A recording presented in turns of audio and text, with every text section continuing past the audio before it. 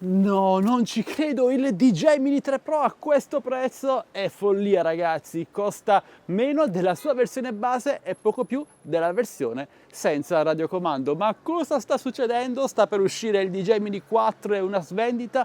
Non lo so, ma fortunato chi l'ha comprato a questo prezzo. Ve l'ho segnalato subito nel mio canale Telegram ufficiale TechBest Deals che trovate linkato qui sotto in descrizione video. Ieri sera è durata un'oretta questa offerta e ne avete comprati una ventina. Complimenti a tutti.